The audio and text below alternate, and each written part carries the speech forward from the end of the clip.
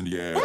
Okay, ladies and gentlemen, you're very welcome back to the Joe, Irish and Shireen podcast, episode 26. Thank you very much. I'm on my own here because poor Shireen is off sick. But we have an amazing guest. This guest is who I've been wanting to get you on a fucking long time. Since Shireen came on, when I say, I know we missed loads of episodes, loads of weeks, but it's been a while. And I said to Shireen, I want to get like a shaman on. And she was like, oh, no, fucking do it. And it's a pity she's not here because you were the first person she was like, she recommended Get him on quick. Yeah, exactly. So, Matthew Stevens. It is indeed. Very welcome. Give it up for Matthew. Thanks Let's give it up for Matthew Stevens. Good. Shaman. Shamanic, Not just shamanic practitioner. Shamanic practitioner. Let's get it right. And then your tag handle, whatever it's called. Is it? Boy Holly and Oak on Instagram. Boy Holly and Oak on Instagram. Give this guy a follow. And I tell you why, let me first, before we get into it, is my reason for getting onto it because I've been amazed. Shaman. Wait, is that? Can you say shaman? Would that be it? Yeah, shaman's a term, yeah. Is it? For what we do, yeah. So I would have only learned off what I know about shamans or shamanic from YouTube. Right. And years ago, when I was in a dark place in my own head, I remember watching YouTube and going, Ayahuasca was this thing I learned about. And I was like, this fucking... You take this medicine and it fucking brings your whole spirit and any demons you're dealing with, whatever, will come out. Now, it could be completely wrong on what I'm saying. No, you're grand, You fucking educators as we're going through this. But I was amazed by this fucking ayahuasca journey and I was like, oh my God. Mm-hmm. And then I learned that you can fucking heal yourself with this, right? And then I learned you could do it with mushrooms. Like, I fucking take mushrooms.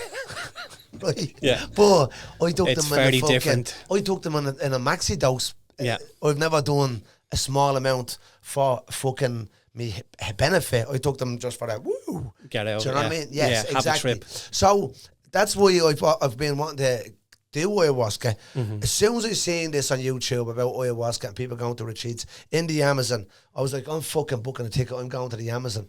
And then it was years on, as time went past, I was like, fucking never heard of that. But then there's retreats in Ireland. You do a retreat. I do retreats, but we don't do ayahuasca. We don't do plant medicines. We do the likes of Hapé, it's called, which is a shamanic snuff. Right. But I have taken ayahuasca here in Ireland, and I've been to Peru. I was only over in Peru there in August, and I've drank ayahuasca over there in Peru in August. So just, now I might be wrong again what it is. So ayahuasca, DMT, and mushrooms are all the same molecule, are they not? No, mushrooms are slightly different molecule. That's psilocybin, right?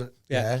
So there's ayahuasca is the actual bark, right? Right. I'm going to show you pictures of me holding it and all that stuff over there, right? And then the cappy is the actual leaf, right? So how it works is you're taking the bark and like if you look at DMT, right? So you have DMT in lettuce, you have it in cabbage over here, but your body blocks it. Really? Right. Because I also learned this, and again, I might be completely wrong. You educate me. I learned that there's DMT nearly almost in everything. We have it produced ourselves as well in small amounts. It's in your pituitary gland. So when you die, that's what you're accessing when you cross across. Wow. That's why ayahuasca is called the vine of the soul. Wow. Brings you to the other world. Wow. So basically how it works, you mix the bark with the leaf, and the bark basically stops your body, that active enzyme in your body, from breaking it down so you can absorb the DMT, and then the leaf is basically full of DMT, and that's what makes you trip. Fuck. That's what it is. Okay. So I actually started my whole shamanic journey. I didn't know anything about shamanism. Right. And then I got called to do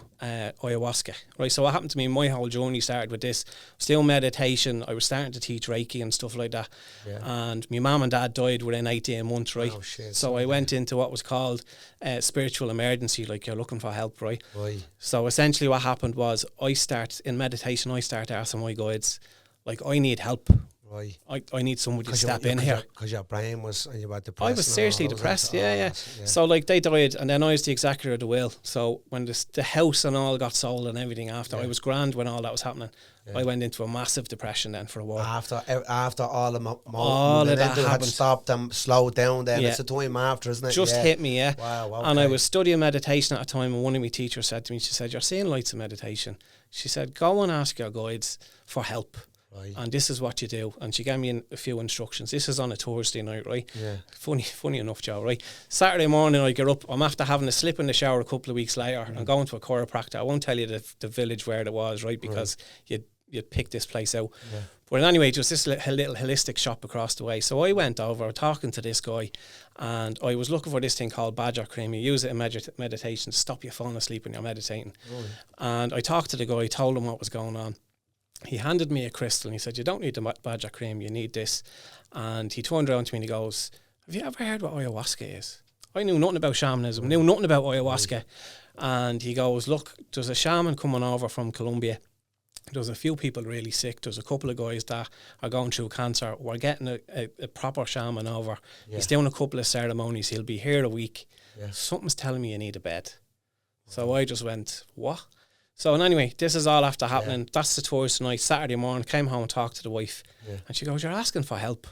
And now this guy's after stepping into your life. Isn't it? It's like a calling, you know what I mean? Yeah, definitely. So I said over the weekend, like you, went on YouTube, done a lot of research, all of that stuff. I gave him a bell on the Monday, and he goes, your man's going to be in Kildare. He's here in 2 weeks. I've reserved your spot. You'll be there for a couple of nights. Lovely. Right, so essentially what happened was I went, your man came over, knew nothing about shamanism, nothing about the medicine.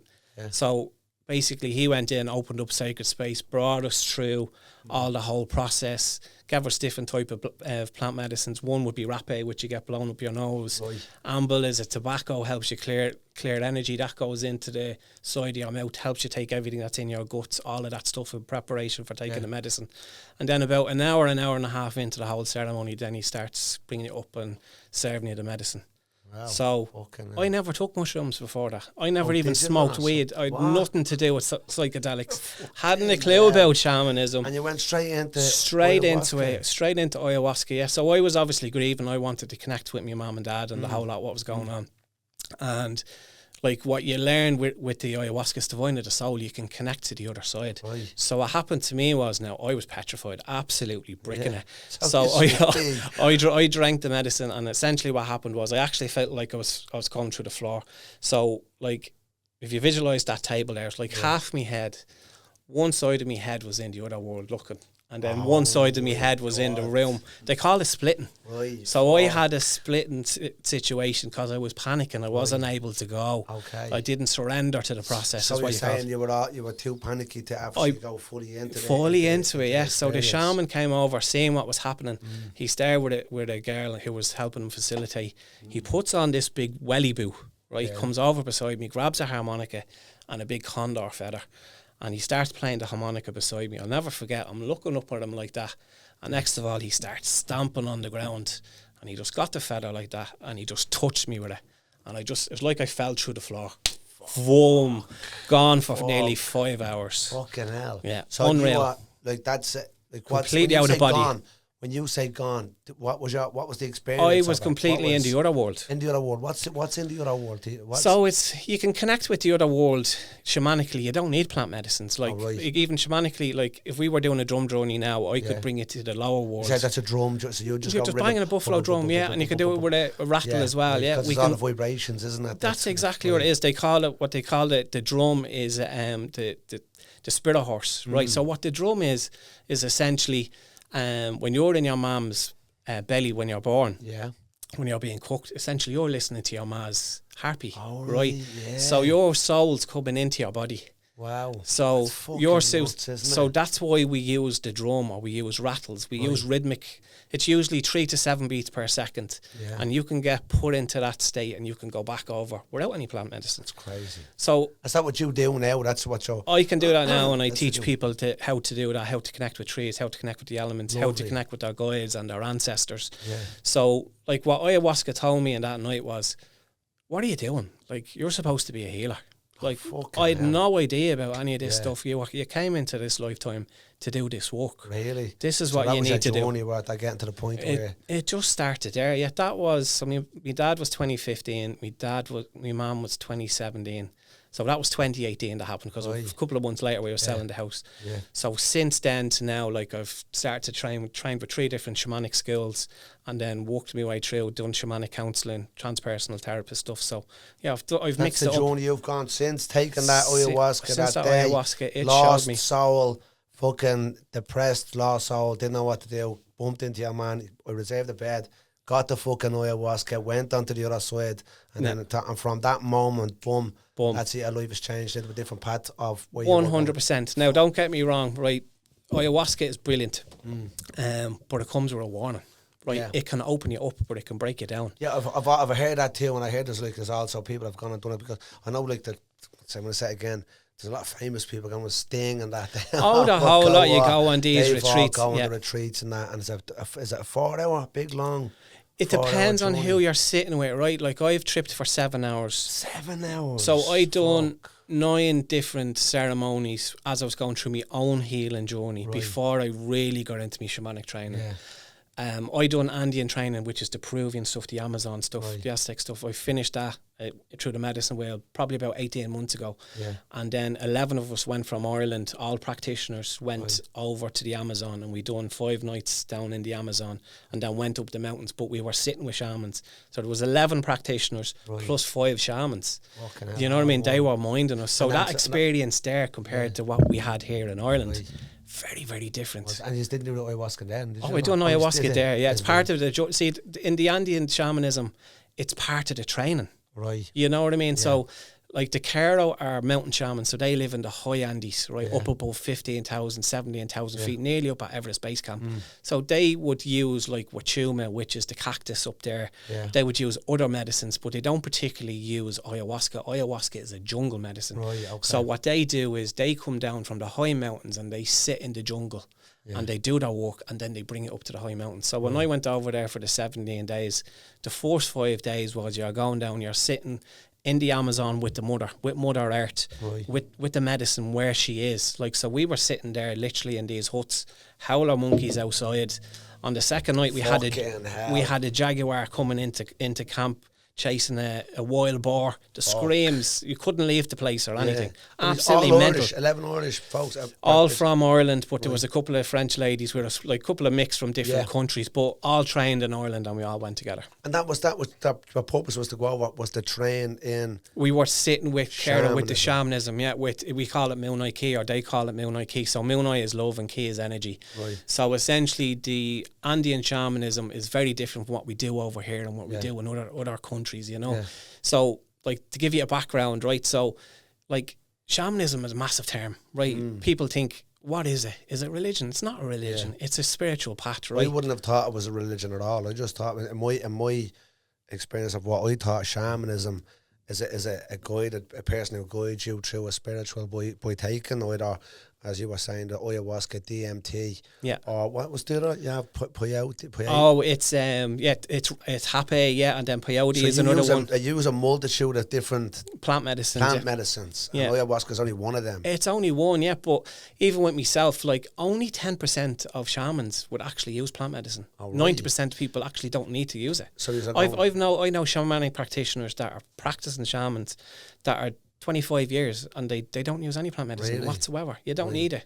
So once you go through your training, you can go into those realms. So really, from that's without doing any ayahuasca, DMT or mushrooms, you go into a vibe, so it's a meditation type of... So it's a meditation, and then essentially what happens is your heartbeat would slow down. Yeah. Your mind would basically go down into a theta state, and then you just start to leave your body, and then you just go.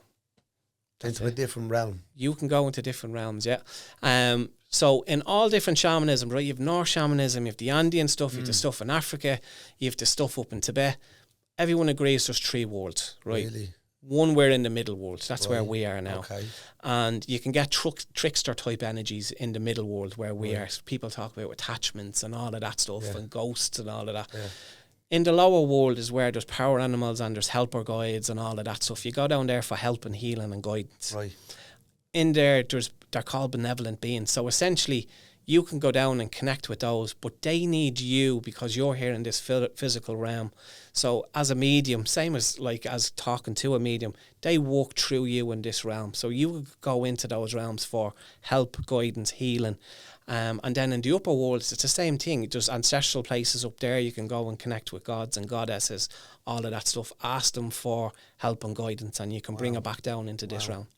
And it's all based around healing. all based around healing and guidance and wisdom. Like traditionally, like shamanism goes back in Europe, it goes back 35,000 years. But before religions, like if you look in the pagans, Australia, the pagans type of, is that before religion? So that would have been worship when you worship the sun, and all the thing. It actually, plants, it's stuff like exactly, you're bang on. It's actually called Shamanism, right? So Shamanism is, and it's a core thing, and it goes into Druidry and all the way up into mediumship, the whole lot. But essentially, it means everything has spirit. You have spirit, I have spirit.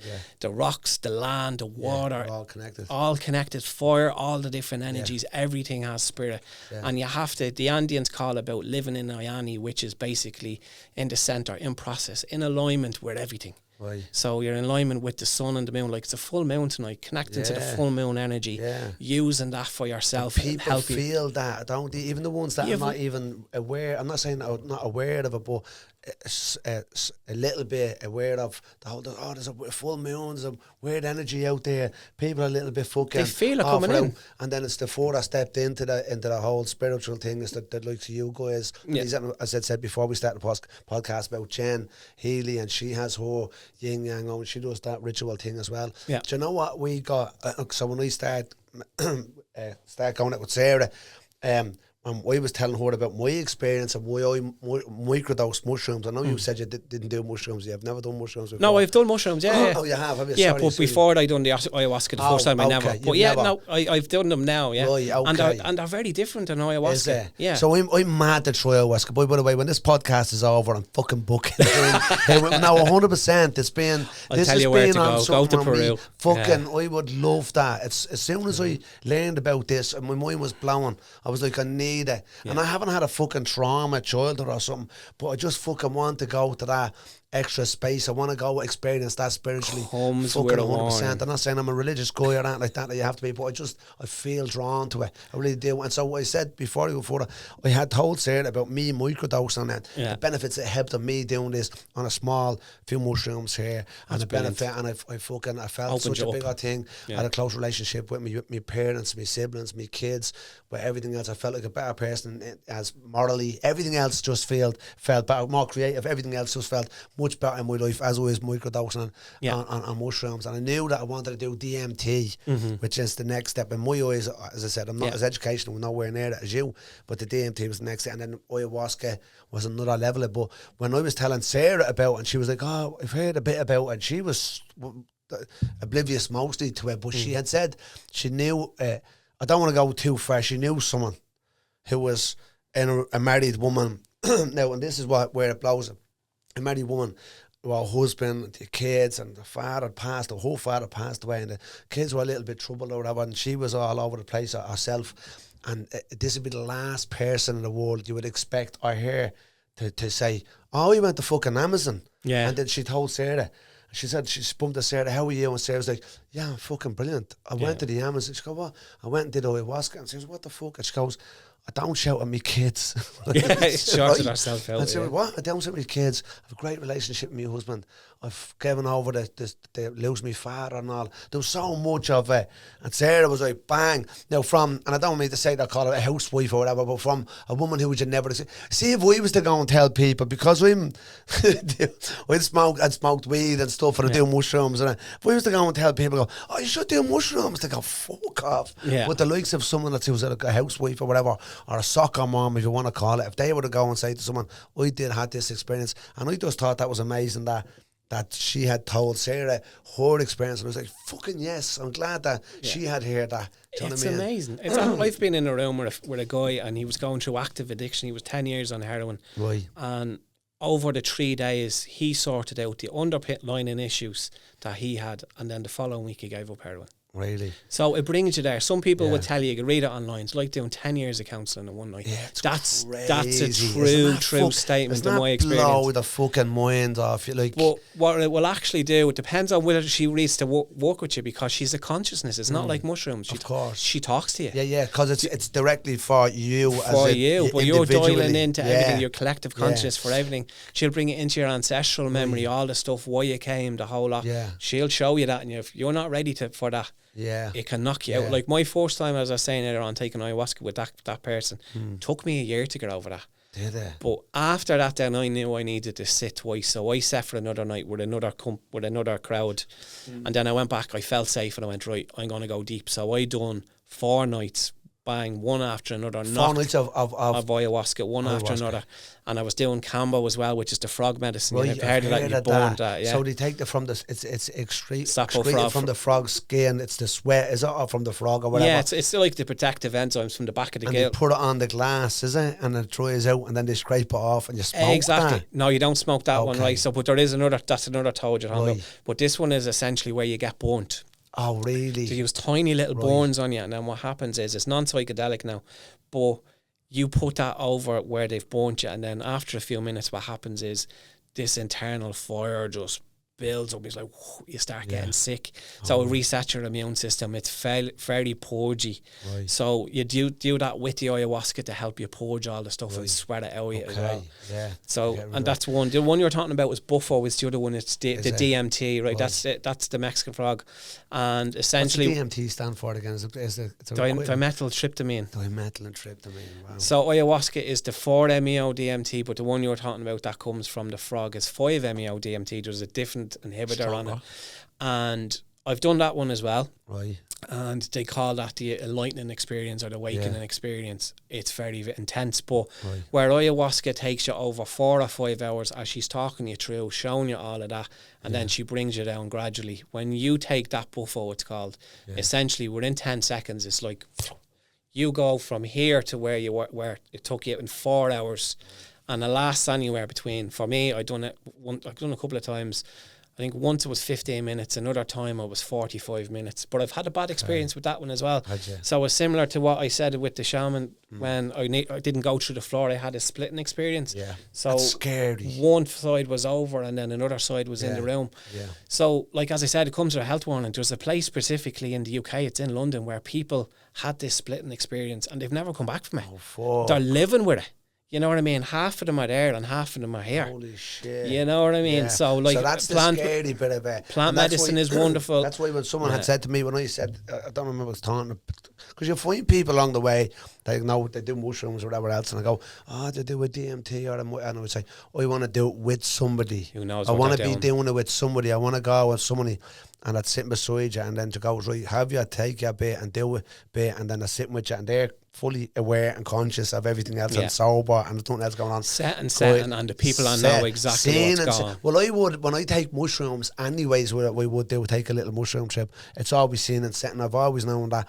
It's like set yourself up nice and turn the phone off. Exactly. Up, nice bit of music or something, and take a mushroom and enjoy that, because you don't want something else coming in from the outside that's not in it, can fucking send you. And that's why people hate bad trips and shit like that. Bad trips, and like even if I meditate and I work what's called in sacred space, so we would open up to different directions, call in Mother Earth, call in the energies from above, call in Great Spirit, and that stops any bad energy coming in. Right. So even if I'm meditating, I'm doing that. If I'm doing healing work or anyone, it's in that bubble. And do you meditate on a regular basis? Every day I have to do it. Yeah. Wow. So like even now with the full moon tonight, I do work with full moon energy, but like if you're not looking after yourself every day, it's not going to work for you. Really? Do you know what I mean? Because I hear that as well with meditation. Like that's like, because it, like with so much going on with our phones and our lives and our family and everything else, it's so hard to sit. And I have tried to meditate many times before, and I go into meditation, but it's so hard. But it's a lot of training.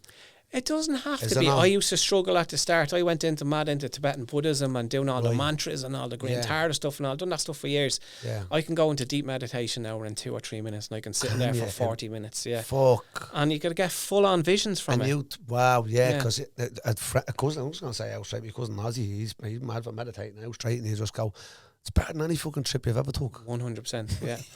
you're dialing into them before realms. he goes to walk, he gets up at 5 o'clock in the morning when everyone's still in bed. I've done all that stuff for years, I've mates get up now and do yoga when the sun rises, the whole lot, and my cousin Ozzy does that now, and I'd say he's mad as a brush, but like he is, and he's the nicest fella, but you'll ever meet. Do you know what I mean? He's the nicest fella, and like fucking most relaxed, chilled back, fucking laid back fella you'll ever meet, and he meditates on a regular basis, like, and he'd be like, no, Joe, it's not. It's been fucking way further than any. Oh, it is, yeah. And I need it now. Like, I have a stressful job. Like, I'm a planner, like, in a big company. But, like, the amount of stress. Yeah. Like if I didn't have meditation, I would be a different person. Oh, it saves my life. Yeah, so that's your focus then. 100%. I would see that as a practice. Like one of my teachers says, take your meds every day, right? So meditation, exercise, diet and spirituality. Right. Do a little bit every day. Yeah. Even if you can't meditate, go down and have a walk. Like I live out in Selbridge there. I walk down along the river. I just sit down, listen to the river for 10, 15 minutes. Or sit under a tree. Just let the water take us somewhere. Yeah, that's an amazing bit of advice, even, and it's so simple. I remember one time, when there was a time where I was in a fucking emergency accommodation for nearly 2.5 years, and I was stressed out. There was loads going on. At the same time, I was doing what I'm doing now. Like I'm working a good job, I'm doing gigs, I'm fucking festival. But I got so stressed out, bits of me fucking thing was going patchy, I know, and I lost my voice. Now I know I do the gigs, whatever, but it went completely to the point of where I fucking had to go to the hospitals, and the hospital sent me to the eye and ear, or the ear, nose and throat. And the first thing I was going, you've lost your voice because of fucking stress. And I was like, she goes, have you any stress in your life? I was like, well, I'm in a fucking hospital in town with fucking sharing around with 5 men. Like, you know what I mean? It was horrific. Like, you couldn't make it up, and only because, but she was the first thing she said, without anything else, the first thing she said, you need to get out and go for a walk along the canal, under the trees, pet a dog, fucking look at the birds, watch. And that's what she said outside before she went, and then take this medicine and then practice doing this. It was the first thing she ever said to me. And I remember sitting in my head going, it's fucking so right. Do you know what I mean? 100%. You need that bit of time for yourself. Even in Japan, like what they do is forest bathing. Like the doctors prescribe it to you. Go out into the forest, go for your walks. You're off 2 weeks. You're out in the forest every day, and I want you to sit in the forest for 4 hours. I think it's mad, and it's mad as I know. Sometimes we had a bit of. I love looking at trees. You get lost in looking at that fucking connecting with nature. No, it is though. I feel that a little bit, but that's why I'm so taking this. So we're going back, and I want to go. We've a good bit to talk about. So give me your background. Who is Matthew before all this, and your parents and all? Where you from? If you want to go into this, I don't mind. Give me a little spiel on Matthew. Who's from Matthew? Where you from? How you get into it? Where you? I'm from Balliol. Up the Balliol, we've loads of Balliol fans. Up the Coach Ken, another Bally firm ahead, and Patsa. Yeah, come on. So I'm there. I was born there, reared there. Got on well. Had a good childhood, like working class life, all of that stuff. Never had any issues. How would that connect to spirituality? I used to see spirit when I was a kid. Really? Blocked it when I was about 12. Right. Absolutely used to brick myself. I used to have a woman used to come in and sit on my bed. That's nuts. Like, this shit is nuts. Like, I and it's not. I always think back to this one time. I remember when I was only a kid, and I come in, and was only my dad was sitting there on the sofa, and I lay back on we had a little fucking thing, and I threw myself back, and I had my legs over, and I was just on my dad, and I swear to God, I left my body. Yeah. I'm not joking, yet, and I was like, I'm floating, and it was in the middle of the day, and I wasn't asleep. Yeah. And it was wherever was on, and so I said, I'm not fucking right, Ned. I left my body, and whatever else come in and disturbed me. Yeah. But I've had little fucking silly experiences like that, where I felt like a fucking out of body experiences without, and I was only young, without anything that's going on. Do you know what I mean? Everyone's all kids, I think, have it up till about 6. Some kids will have it up till about 12. Older, okay. And then it sort of stops. But if you're... You block it out, don't you? We block it out, but like if you're over in the Amazon, when you start seeing all of that stuff, that's when they start training you.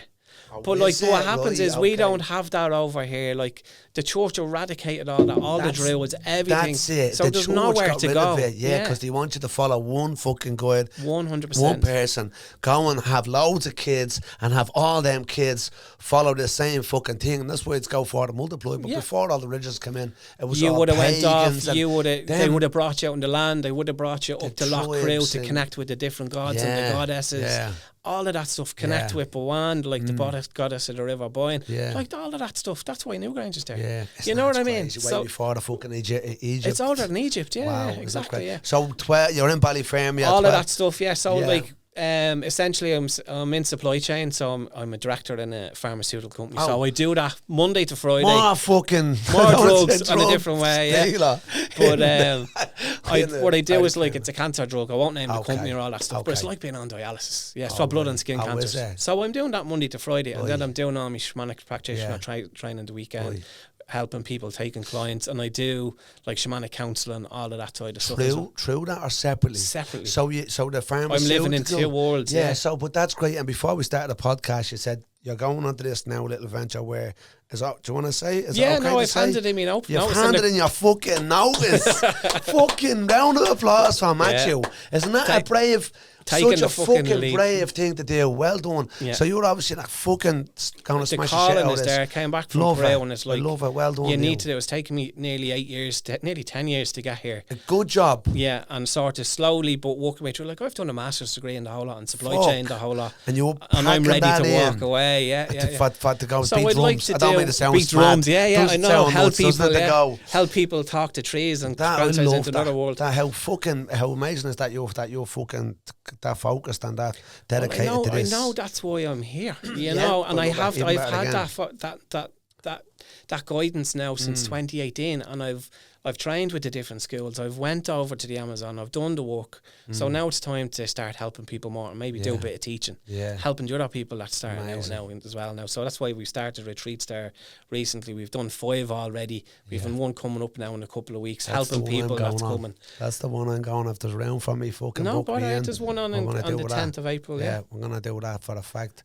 So that's where you're going. You're giving up doing all that stuff. And walking away from it. In the farm and the. I don't want to touch base on this one for a second on the end of it, because you said you're in the pharmaceutical for cancer. Do you find there's more of it now? Is it growing? Like, I don't know. I just saw a concept, maybe because of my age, I'm just hearing more and more people with cancer.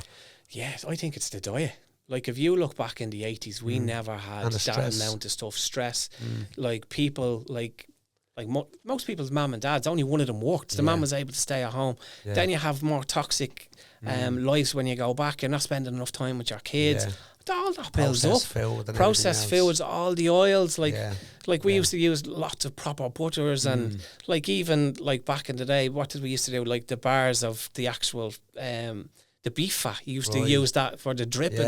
You don't use that anymore. That's healthier than some of these seed oils that you're taking, you know. Nuts in it, and then they're telling you that it's sugar-free this and sugar-free that. And the stuff that's in it isn't a lot worse, isn't it? Isn't it? Because it's just a little bit scary when you're hearing more and more people. A good friend of mine has a fucking tumour in his brain, man. It's scary as fuck. Do you know what I mean? Is, and people's lives are being short, and it's a lot of it is stress. A lot of it is stress, like it, and it's money. Like if you go back into the 80s and 90s, like. You would have been able to afford your house. Now you need 2 people to afford your house. Now people need a second job. You're not even getting a fucking house. You know what I mean? So that's going to pile onto you, you know?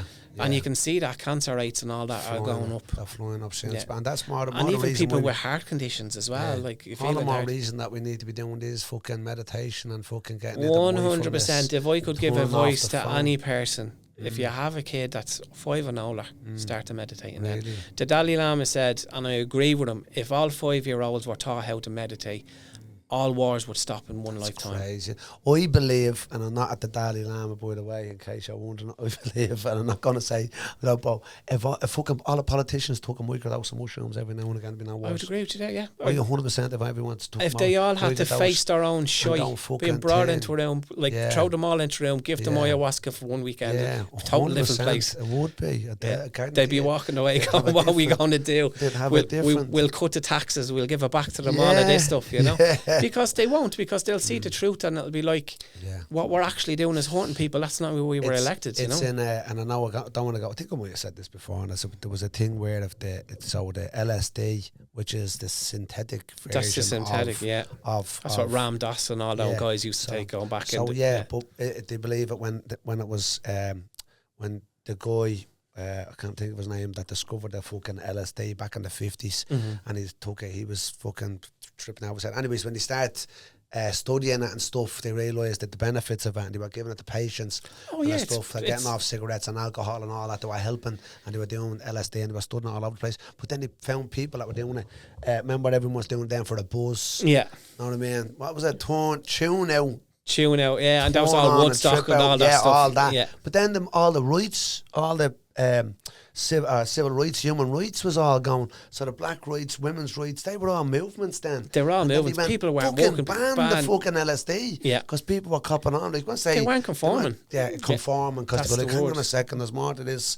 Because we were all conforming. And we don't come here to live our life and pay bills. Yeah, that's it's not crazy, why we're here. because that's what it is. It's like you're fucking born, school, job, fucking. You're here to learn. You're here to love. Everyone comes into life want to learn lessons. Yeah. And the truth of the matter is, we're all going to die. We're all going to die. When you're born, you take your first breath, and when you die, you leave your. Yeah. Between that's your sacred life. You have a hit of a DMT each child. That's true. It's true. They say cross that, don't over, you? Have that DMT. So part of the shamanic training as well, in the Andean style, when you do the East, they actually do this with you. It's called a dismemberment thing. It's part of your final part of your training. Yeah. They actually send you across. They kill you. Shamanically, they take you out of the body and they cross you over. Wow. And then they bring you back. Before they do it? That sounds a bit scary. It's a death right. Yeah. So, and why they do that to you is so when you're dying, so as a shamanic practitioner, you know where you're going. You're not afraid. You approach life without death without fear. Yeah. Death becomes now your ally. And then when you cross over, you know what's going to happen. You know how to get to the ancestral planes. Yeah. You know how to get over, get your if you want to go and reincarnate, all of that stuff, your destiny of your soul. Not that's only in here, your bigger soul, your over soul. Wow. That's in all your lifetimes. Wow. So you're able to connect with that. So they leave you there for about half an hour and then they bring you back into your body. That's crazy. Mental That's stuff. Nuts. And you can do that. Is it true then as well, then, that I heard as well then, with the DMT, you've done DMT obviously, haven't you? Yeah. So with the DMT experience, so I've done DMT, but I haven't gone off of the space. I think I was too afraid. Yeah. To do it. They call it heroic doses or breakthrough doses. Don't breakthrough doses. So that the frog, essentially, as I said, like within that, it just closes you over, brings you there. But like you're going to go into a realm essentially where you're in full bliss state, ultimate consciousness. You might see gods, goddesses, all that stuff. But from my experience after doing it a couple of times, you get thrown into that space. There's no guidance. There's no nothing. You're getting connected in here. It's like you picking up the phone and going from here to there. Yeah. Whoa, and then you're back. Wow, like with ayahuasca, what happens is she's talking to you all the way there. You're learning all your lessons. You feel supported, safe all the way there, and then you're coming back. But you're talking to a being. You're talking to a consciousness. She's talking to you. That's fucking mind blowing. And you're in it. When I was over there in Peru, and as I said, there was 11 of us in the room taking the medicine. Like she was telling me, I need to stop at you, Matt. I need you to do this. Just sit up. The energy is coming over to this side of the room. I need to work on this person. And then the music changed. The shamans changed the music and they were over working on another person. And she was walking within the room, you know. Fucking mad. Like, it's very, very different. So the thing was, with the DMT, that I've heard that a lot of people experience the exact same thing, the same thing happens when you die. Same little, I don't know how to explain it, but isn't that mad? It's like loads of people having the same dream. Is that there has to be something more to? Obviously, there is more to it. There is more to it. They all go and see the same place. Everyone sees the same fucking thing. So I'll explain it to you shamanically, right? So Michael Harner was the guy that came up with the word shamanism, right? Because he went out and dealt with all the other tribes. It was called core shamanism. So he has what's called the Foundation of Shamanic Studies, right? Yeah.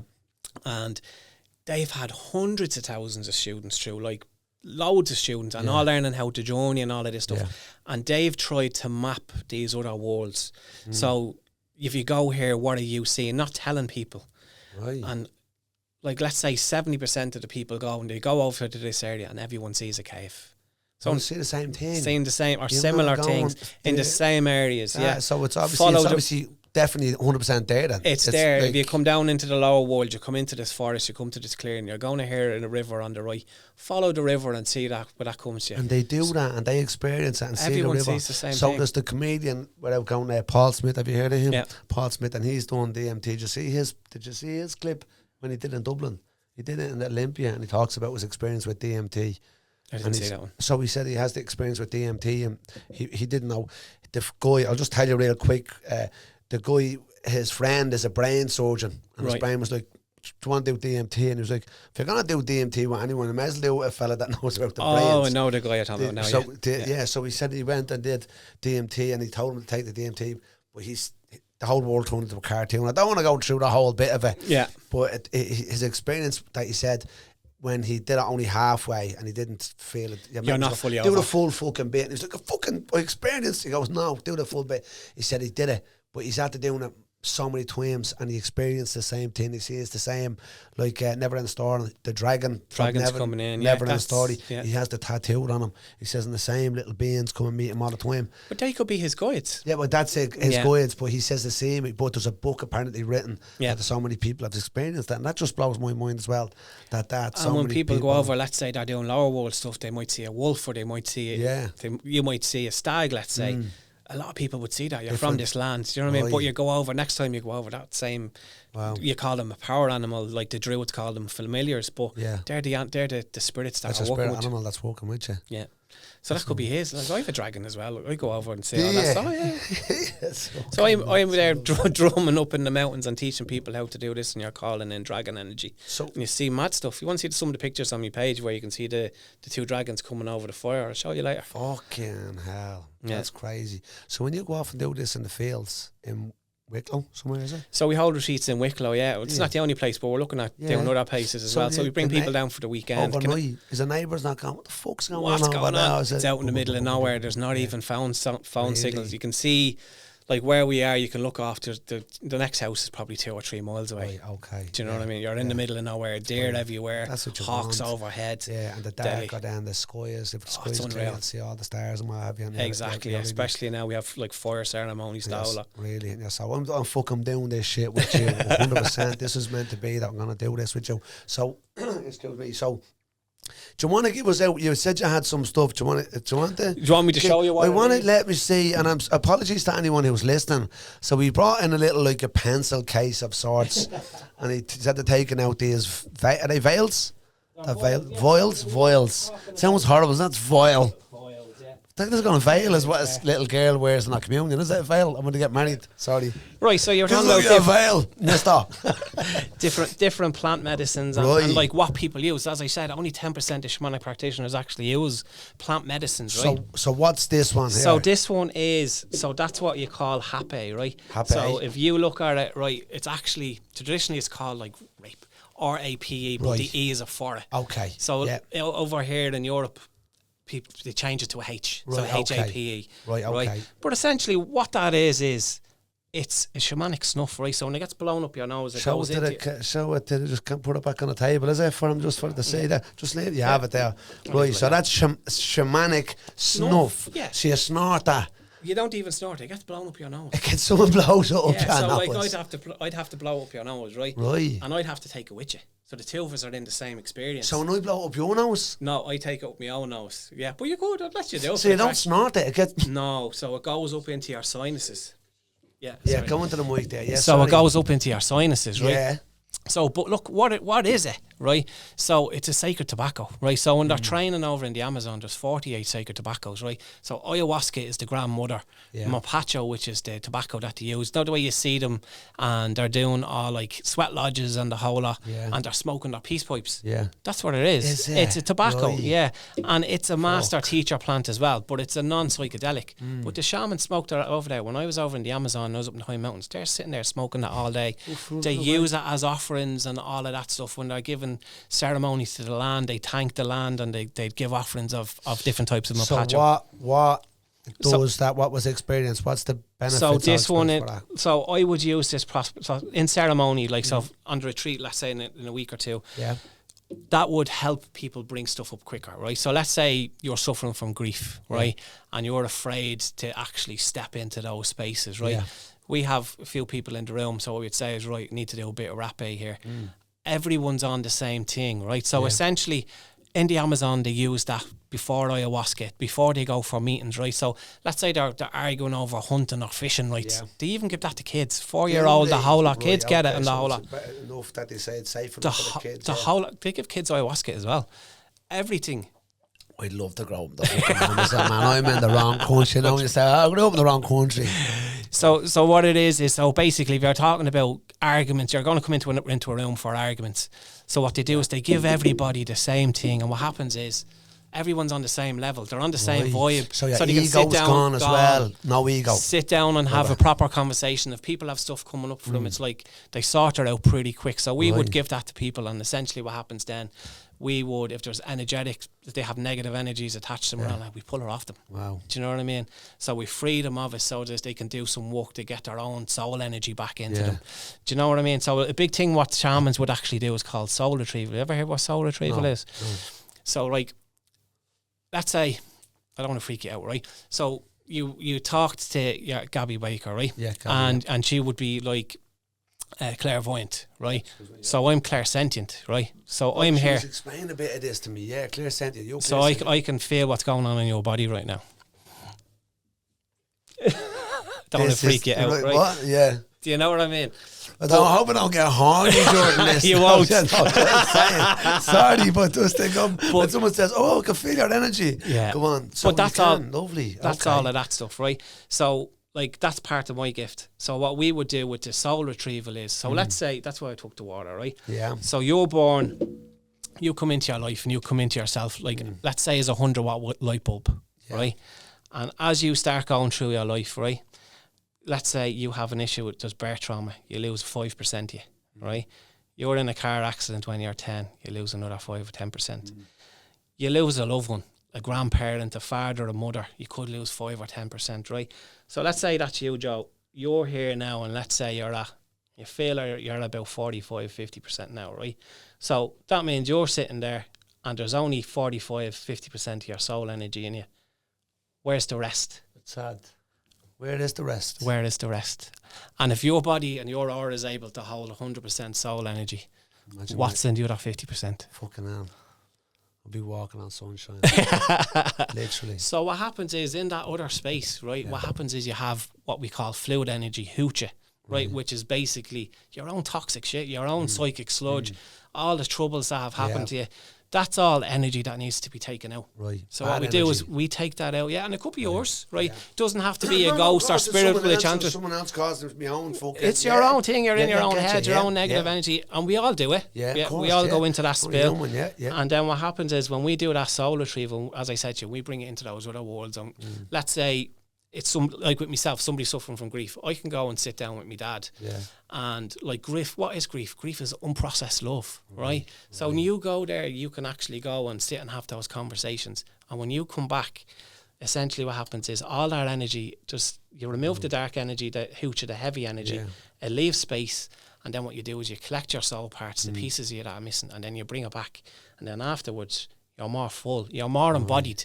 Do you ever hear the phrase, "Oh, that fella's like a lost soul walking down the road, he's not himself, he's disconnected, he's..." That makes sense. You know what I mean? That's exactly. Soul, you've just gone around, you're in a fucking... You're not there. A shell you're not of there. A person, you see it all the time. Yeah, and so that's what we're doing on the retreats, is essentially we're helping people face what needs to be there. If there's any dark energy, if it's their own stuff, their toxic stuff, we're helping them remove it, helping them how to connect with their guides, their power animals, their ancestors. If there's knowledge or wisdom that they need or healing, we help them do that. And then when they leave over the weekend, they come in like this, and then they go out like that. That's what we want to do. I love that. In enough sense, and that's what I was saying to you about shamanic practitioners.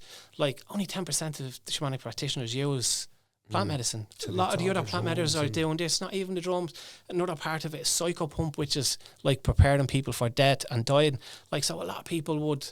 Shamanic practitioners, like, they'd work in hospices, stuff like that, and they're helping people cross over. Now, they're not standing there banging drums or doing ceremonies or doing mad stuff, but it might be they're sitting with people, and as they're dying, let's say they have their regrets, they'd sit down and they'd talk them through it, even with the family there on their own. And let's say there's this fella, "Oh, you're falling out with your brother," they'd sit there and go, "Oh, would you not give him a call?" Right. Like, why would you want to leave that? Yeah. Because it's healing for the person crossing, and it's healing for the family. So it'd be like that mediator role as well. So it's we do that side of it. And it's like when people say on that deathbed. On that deathbed, they say a lot of stuff that they would never have said in the whole life. 2 or 3 they weeks feel it, before. they just go bang, and they just unload all this stuff. And it's like, but I suppose you do that without being on your deathbed. People do that in general as well, don't they? When you just have this, I need to say this because they've been holding in for years, whatever it is, something that bad happened to them or something they've done. Yeah. And they just went boom, and it's a relief off you, and you feel lighter. And as you said, it sort of brings you back up. Brings you back up because you're more embodied. And especially, and there's another thing as well. Sorry, I know we're going in with the shamans. There was something. There was where they were saying that they were given.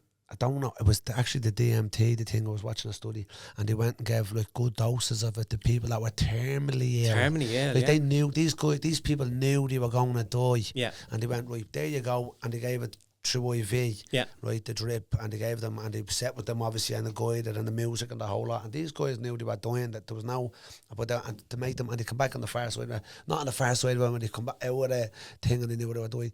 They weren't afraid of dying. Not afraid. That's exactly what it is. Imagine not being afraid to die. Removes no all one wants fears. it when they say we're going to die, or if you had a great experience, you go, or if I die tomorrow, I wouldn't care because I had a great time. Do you know what I mean? Yeah. If something great happened in your life. And what you'd get as well is even through that whole experience, let's say there was one or two core regrets, because you might have forgot it. Yeah. And what happens is, like, even with that soul retrieval, dissociated memory, like you'll bury stuff, don't you, as well? That you don't lot of know people that come to me, like if you came to me for a session, Joe, let's say I start looking at your lifeline, right? And I start saying, can you tell me, can you remember your confirmation or your communion? Can you remember your communion? Not so much me communion, maybe me confirmation, yeah. Yeah, can you remember what you got for Christmas when you were 7? Yeah, I remember some stuff, yeah. So what happens is, like, your eyes are starting to twitch there, right? So you're trying to pull memories, right? Yeah. So you're trying to recall, right? That memory's not there. Right, so you would have had stuff that would have happened in around those ages, and that's common ages, 7, 12. Of course. As you're starting to become from a child into a young adult, you're starting to get your own way of being, and then when you're going from a young adult into a teenager, people have stuff going on. There's lots of changes happening. Of course. But what happens is, you'll bury that. You use the word bury that. Yeah, bury. So what happens is they forget, all their memories go. I've had people that come to me that can't remember 5 or 6 years. Even the good stuff. Yeah. So I've heard of that as well. But so when we do the soul retrieval, what happens is you actually get those memories back. Right. Now, if let's say it's a traumatic memory, it doesn't mean you get back. Let's say you were bullied or whatever. It doesn't mean you go back into the situation where you got bullied. Yeah. You go into that, but you may have lost in that one situation. You could have lost 3 months before that. So you've lost all those other memories, all the good stuff. Yeah. And then what happens is when you do the soul retrieval, that whole piece comes back to you, and then all those memories come back. Yeah. It's an amazing thing, but you have to integrate that energy back in, you know. So it takes about 2 weeks afterwards. Wow. Okay. Well, definitely. Well, this is going to be. He's loving it. He's hooked. I'm not finishing up here yet for a second, but I'm just saying, because I'm going to come back on and talk about my experience with you, and then maybe get you back in again once your notice is gone and you've done your few other things and we go. So that's that. Have you got is there other stuff you have, or no, is it's the same type? It's the same type. The only thing with that one is that one has what you call San Pedro in it, so that's like the peyote, so that would have a bit peyote of that's the one that's grown in a cactus, cactus, and that's in like the Arizona and so it's legal, I believe, isn't it? Over there, it's legal over there, and it's like I've been in the shamans market in Peru, and like. It's there. It's literally handed to you. I've seen a documentary where they tried to make it illegal in America the same way they made it. And mescaline and certain ones is like there's nothing basically in that. There's a hint of it in that, right? It's basically the mapacho. Yeah. But because you have there are 2 master teacher plants. One is the tobacco and then one is the cactus. So if you take that one, you have a very different experience because you're working with two plant medicines. So what was the woman that came in for? She was like, oh, well, if you had this now, I could give this. You were like, what's happening? He's giving me brown powder. How was it going? All right, what's this done? You were like, oh, I know Pat's is from Ballyfermot. You go, oh, you want Ballyfermot? He goes, well, I have this stuff here. I have this stuff here. And he pulls these vials out and this fucking thing here. And he goes, so I've just blow this up your nose. You'll go boom. And I was like, I don't want to go anyone up near me nose for a second. But I know what you meant. So you have to, because if we snort it, it goes. So what happens is if you hold your breath, right, what happens is there's 2 valves at the back of your throat, right, or they close and the 2 here close. Right. So when I blow it up, it actually goes up into your So we have to sinuses. Leave me breathing open. You just hold your breath and it blows against that valve and then it goes up into your sinuses essentially. Okay. So you don't breathe, because if I blow and you breathe, that's going to go into your lungs. You don't want that stuff in your lungs. And then, so and then you said the one that you had homie, is that one? So there's different ones. Yeah, there's some are masculine, some are feminine. So like you have all of us have masculine, all of us have feminine energy. Like so, we're men. Yeah. We'd struggle with our feminine, whereas women would have issues with that. Not me, by the way. I cry every second week here, don't I, in this fucking podcast? A lot of us do. I do, man. It's only last week a man was telling me a story. I don't know if you've seen the clip. I was like, couldn't fucking get me head together. When he was that's me. I don't know why I said that. Just coming out now. It is touching me feminine side. The drop for hat. Now I'm a hard bastard. Don't fucking stand me. Full time mad bastard I am. So, and the other one is pure relax shit. They all sort of relax you, but like some of them would walk on the feminine side, some of them would walk on the masculine side. Like masculine stuff would make you more, especially for a woman. Like whereas for a man with the feminine stuff, you have to sit in it. Right. Okay. You have to sit in your emotion. Yeah. You know what I mean? Yeah. You don't want to be doing that as well, especially out in the train. You're starting to cry, going, "What the fuck's going on?" Yeah. But it's great. You know what? I'd use that for myself once or twice a month. You're having a bad day. Yeah. Right. Some people go and smoke a joint. Some people go and have 10 points. Yeah. I come home, I say to the missus, I'm after having a bad day. I'm going out to the cabin, 15 minutes, blow that stuff up, meditate for about 15 minutes, half an hour, play a bit of music in the background. Yeah. It's like 10 years just came on my shoulders. Do you know what I mean? Isn't it amazing? And it's just a tobacco. It's a tobacco mixed with different flowers and tree bark and all that stuff. You're not going to see stuff. It's from the earth. It's from the earth. You're connecting in with the pure medicine and you're walking with it, you know? From the earth. So then, Matthew, when is, by the way, get on to, is it Instagram and TikTok? Just on Instagram. Instagram. Boy Holly and Oak. Holly and Oak. Let's give Matthew a follow. Give him a follow, and then let's lock in a fucking load of retreats. I'm going to book in with you if there's a space in a few weeks. Do we know what dates? It's the weekend of the 10th of April, that weekend. Weekend of the 10th of April. Pull up my calendar and something. Is it next weekend? It is. Oh, it is next weekend, yeah. I don't know what I've got going on. I know I'm not gigging at it. Next one is in July. We're trying to do one every second month. I don't know. I'm pretty sure July is free enough. Yeah. So I'm going to check in with you, and if I don't go on the one in the 10th, come down to the house. So can I? Would that be okay? Just to go to your gaff and do a little? I have it like a log cabin out the back. That's where I bring people for healing stuff and counselling. We'll do one of them anyways for definite if I can do. So your retreat, then what's that involved in the retreat, and what way does it? Explain to me the retreat. How does it work? Yeah. So we don't know what's going to happen. So sort of how this came about was like I'd have lots of clients, right? And essentially some of them are shamanically trained, some of them are like Reiki practitioners, and they might be afraid of shamanism. Oh, I don't want to go and do this, or I'm afraid to go and do that. Yeah. So what we do is we came up with this idea. So you don't want to do a full shamanic course. We'll give you the basics. Right. We'll teach you how to connect to your guides. We'll teach you how to connect to Mother Earth, how to meditate properly, how to ground yourself properly. Yeah. And essentially that's how it all started off. But then people start turning up, and it's turning into a healing thing.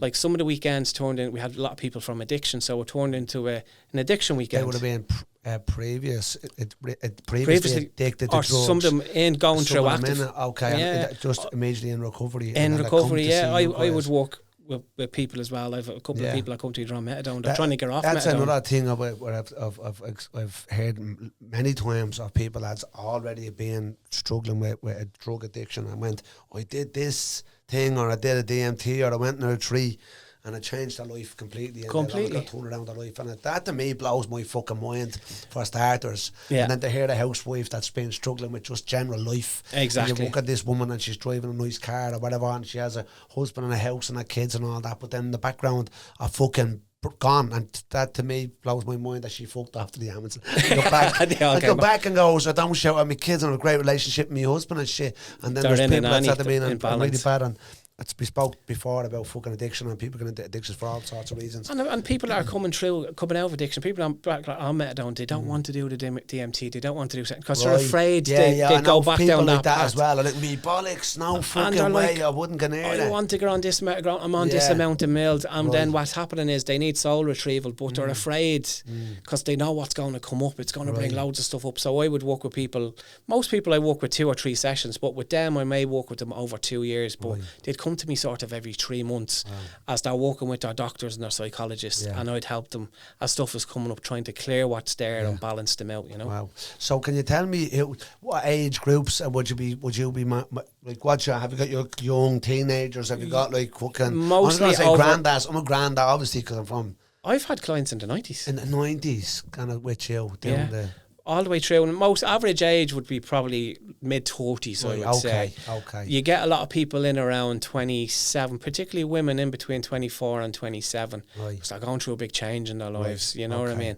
And then maybe people with trauma that just straight away with grief. Straight away coming up when it's grief. I need that, someone advice. And if you get advice to do it, they probably bounce. Men are mostly in around their 40s, midlife crisis. Okay. That's exactly what they're going to go and buy the car. What am I going to do? I need to sort my shit out. I was like, get that fucking shaman on here. The midlife crisis. But it's usually the wives are going, look, this is happening. You're not yourself. You're not going out. You're becoming recluse. You're not talking to your friends. And it's usually the girls that would go, you need to go and do a bit of work. But that's a fucking solid and I'm sorry if I'm saying for missus, for someone to go to you. Do you know what you should do? Go off and do go and talk to somebody. DMT, or someone says, go and go. Because if we went, I'm just saying, not saying if we went, but I'm sure no people saying to their missus, I'm going to go and do that. To be like, fuck off, what's this? Because if they don't know, or even not, some people haven't not a clue about that end of spiritually, like even microdosing and then DMT and ayahuasca, they'd be like, what are you on about? What the fuck? Because it really is, there's very little knowledge about it out there. I'm not saying there's very little, but compared to like the population.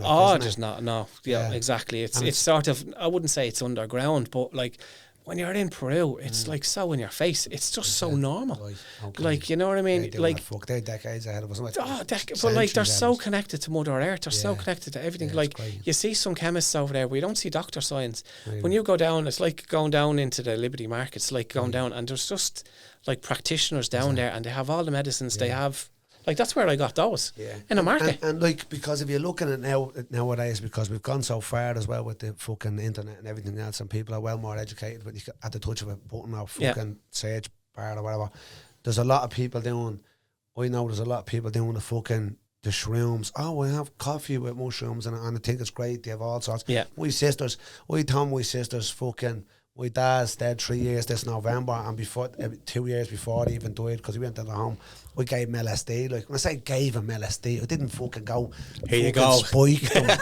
It was a long process onto that, because he was suffering with Alzheimer's, and he was slowly coming in, and he felt like he was in a prison, because he was in the house with my ma and my sister, and he was like, oh, fucking hell. And my dad would have been a drinker, but now he's at the age where he can't fucking drink. Because he's at that age in his 70s, whereas like, you'd have a fucking point or whatever, and he's 10 pisses. Yeah. So now he's having a whiskey, but he's falling. So he rang me one day, and this was funny. He rang me, and only funny he was on loudspeaker. Someone was in the car, you wouldn't believe it. He's like, Joe, I said, all right, that was the story. Can you get me some crack? Get me anything. I was like, what? He goes, fucking, and it's just bleeding, fucking. He goes, what's that stuff me brother in law smokes a bit of weed? And I was like, oh, no. I said, you're on about a bit of weed or something. Yeah. And I said, you can't be fucking smoking because you'll be all wobbly and fucking stuff. Yeah. And I was microdosing LSD back and forth over so many years, and I said, you know what, I'll have something better for you.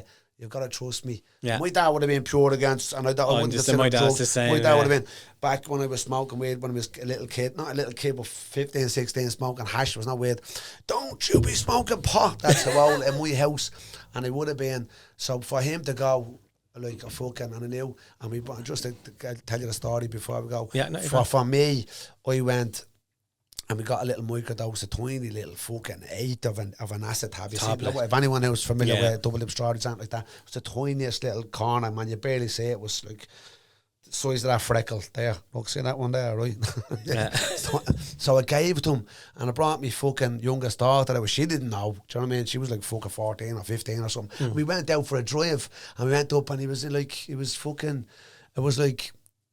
Tiny little, he was like, oh, the mountains look lovely today, and I was like, yeah, and then we brought him, I said, do you want to go for a little drink, and we'll go for it, and he brought him into the Jobstown, we sat in the beer garden, it was a sunny day, he sat there, and he was at the minute Alzheimer's, the memory was gone loads at times, and he wasn't barely speaking to you, you know what I mean, and he told us the fucking first day he joined the army, from that morning to the fucking night, every bit of it, came back. From sitting there, he was like, and it was this, and I was like, fucking that, and I was like, fucking, this was me dad again. Yeah, just and from that little, it was nuts. And because I've already heard of other people using LSD or mushrooms for people with Alzheimer's and I looked already that lion's mane was a big one. Mane's a big one, yeah. Lion's mane is a big one for dementia and Alzheimer's. And I was fucking clued into this, but I couldn't tell my sisters because they would have just looked at me like, oh, Joe just takes mushrooms.